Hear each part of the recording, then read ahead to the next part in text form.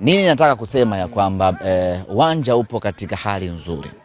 Kilichofanyika kwa kutumia wahuni wachache ni kwamba wamepita katika maeneo ya pembezoni mwa uwanja na kutafuta sehemu ambazo hazichezewi mpira, yani sio sehemu ya pitch moja kwa moja, na kwenda kuonesha udhaifu wa huu uwanja.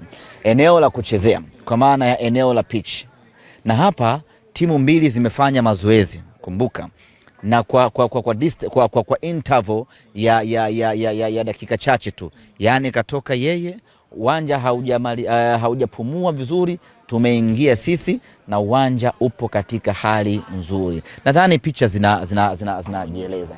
Of course mvua kubwa imenyesha hii leo Dar es Salaam, lakini bado uwanja upo katika hali nzuri ambayo inaruhusu mechi kuchezewa. Mimi niwaambie kwanza watani wasitafute visababu. Hakuna kinachoweza kubadilika. Waje tutoane damu hapa. Timu bora itashinda. Lakini vile vile mashabiki wasiingiwe na wasiwasi kwa kutumiwa kwa kupitia watu wenye nia ovu ya kutaka kuitukanisha dabi yetu na kutaka kutukanisha uwanja wa Meja Jenerali Isamuhyo.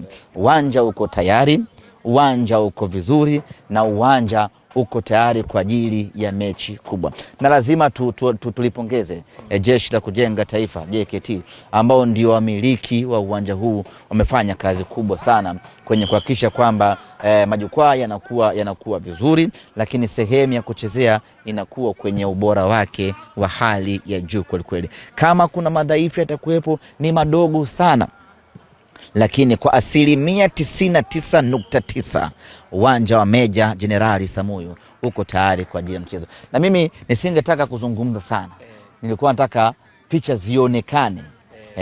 Hapa wachezaji wanamalizia mazoezi hivi sasa, lakini tazama namna ambavyo hiyo si Rushine, au tupasiane sisi watu waone hapa.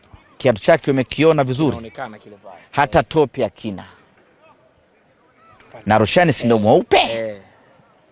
Na umeona jezi yake pale, ameshaanguka sana pale chini, lakini yuko mcute. Nikupasie pale mpira uonekane.